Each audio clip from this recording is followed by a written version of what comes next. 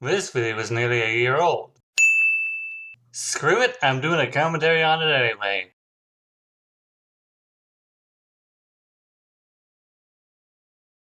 Greetings, viewers.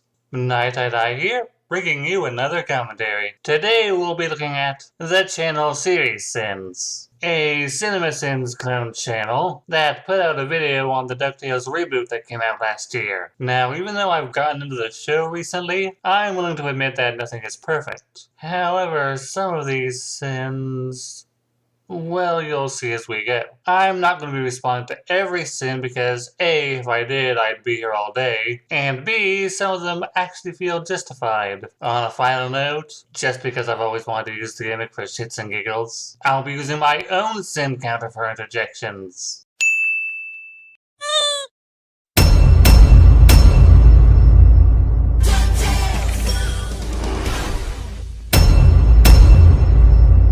There are no spoilers in this video. Following a bird in the beginning of the episode cliché. You've been here since 2016, have 1.8k subs, and yet your audio quality is just a step or two below mine. Filler. I like how they are different now. I really can tell who's who. No sin, just pointing out the obvious. Yeah, he does that a few times in this video. Filler. The first sign of a rich house is a peacock cliché. That's a thing, is it? Filler. Newspaper has a hole in important information about Scrooge's past, so his past would be a mystery. Thank you for stating the obvious. Again. Also, would you want them to reveal everything in the first episode? Filler. That pen went through the wall. It's a joke about how Miss Beakley is frustrated with Scrooge constantly treating her as his secretary. It's also to imply how physically strong this incarnation of the character is. You have avoided them for 10 years. Because family is nothing but trouble! Never thought this would be in the reboot that was in the pilot, where Scrooge goes on talking about how bad the triplets are, while said triplets are eavesdropping.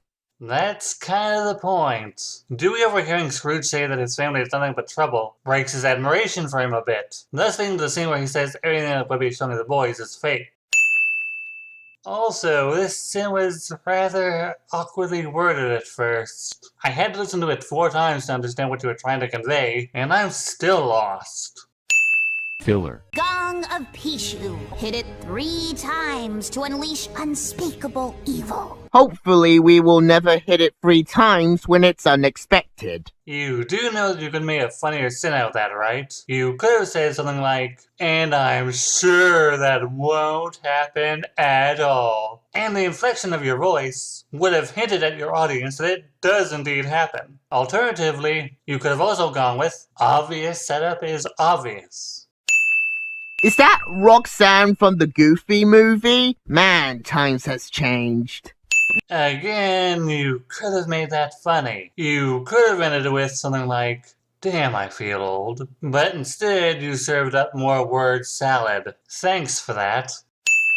This has gotta be a fake. And I bet everything else is too. Because one picture is fake doesn't mean all of it is fake. He's speaking out of bitterness over hearing Scrooge say that family is nothing but trouble. You played the clip that resulted in this earlier, so I don't see why this should even be in your video. This ghost? You mean this Halloween decoration? No, this actual ghost. Thank you for revealing that it was a real ghost before the clip could. No, get back! You're old! That's oldest. It's ageist, and that joke wasn't funny. What's it gonna take to shuffle you off to the afterlife? I think the pirate ghost would have gone to the afterlife already, since we saw that picture with Scrooge fighting with the same pirate ghost. And in the scene you talked over, Peg Hook said he was after the head of Scrooge McDuck, implying that he resented Scrooge for being him all those years ago, and thus had unfinished business. Considering you played the scene where Peg Hook screams in anger upon his defeat, this is context to cut out for anyone who didn't watch the episode, and this feels like a sin that didn't need to be. Filler. Plain Ex Machina. Since when is Launchpad a pilot? Since he constantly told you about it. Would have been nice if you'd played any of those scenes where Launchpad brings it up. Also, that's the joke. Yeah, he takes more jokes seriously later on. Why are you guys gasping? You know Scrooge swims in money. No, they don't. The triplets didn't know that Scrooge was their great uncle until Donald tricked them into babysitting. We can't assume Whippy hadn't actually talked to Scrooge until the boys turned up, and none of the kids had been to the money bin until the dragon broke free. Yeah, I know Louis said earlier that he heard Scrooge swim through his fortune, but that's the thing. Louis heard about it. I've heard that thylacines could still exist, but until I actually see one with my own two eyes, I'm not going to accept someone else's word as fact. And just because the show's audience knows something, it doesn't mean that the in-show characters know it. Family truly is the greatest adventure of all no, the ground! Everyone survived that plane crash. Yeah, what a cartoon about talking anthropomorphic ducks that travel across the world on treasure hunts, encountering monsters, discovering lost civilizations, and witnessing magic needs is some realism. Filler. 55 seconds of intro. Your attention span must suck if this counts as a sin. My god, can this get any more Scottish? We'll find the fabled lost jewel of Atlantis and finally make me the richest duck in the world! I think Glamgold is out of his league. He's a billionaire and Scrooge is a trillionaire. Way more than billions. Glomgold wants to prove that he's better than Scrooge at everything, including being Scottish. However, like in the comics here, he is from South Africa, and thus he fakes his accent. And just because Scrooge is a more successful treasure hunter, it doesn't mean that Glomgold won't try to beat him by whatever means necessary. Gabby McStabberson, hack and slash smashing-the-cuff. Why does filler names has words such as stab, smash, and slash in their names? That's the joke. Also... great grammar. Good thing Donald is here to save Dewey so he wouldn't be burnt by fire. How is that a sin? Did you want Dewey to get burnt? Who's that? Flint-topped Glomgold. So you know about Scrooge, but not Glumgold. Why would Dewey know who Glomgold is? When Scrooge reacted to Donald working for Glomgold, Donald's defense was, I can't keep track of all your sworn enemies, implying that Scrooge made too many rivals and enemies to list. Also, Scrooge and Donald haven't spoken in 10 years. So why and how would Donald have known he was applying to work for one of Scrooge's rivals? Have fun being the second richest duck in the world! Nope. Even with the Jewel of Atlantis, Scrooge would still be the richest duck in the world. Except here, Glomgold is leaving Scrooge to the mercy of a death trap. Meaning, without Scrooge, Glomgold will go unrivaled. I did say that Glomgold was willing to do anything to beat Scrooge, including murder. Using everything as necessary to plug the water leak cliche. Pointing out every cliche in a video cliche.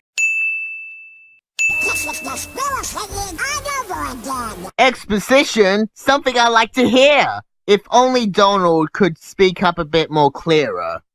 So you want the writers to throw out Donald's defining character trait because you want to know what the Spear of Selene is? You do know that they probably gave him that line to get viewers even more invested in the series, right? It also hints as to why Donald and Scrooge haven't talked in 10 years, and why Donald is so protective of the boys.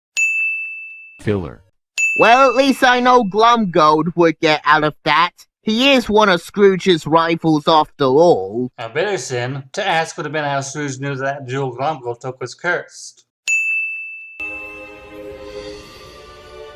Mom? Wait a f***ing second! They are going to start addressing the triplets' parents? That's one of the greatest mysteries of DuckTales. And for that, put all the sins back to 0. But if this doesn't get addressed during the season, I'll put them back. That's a promise.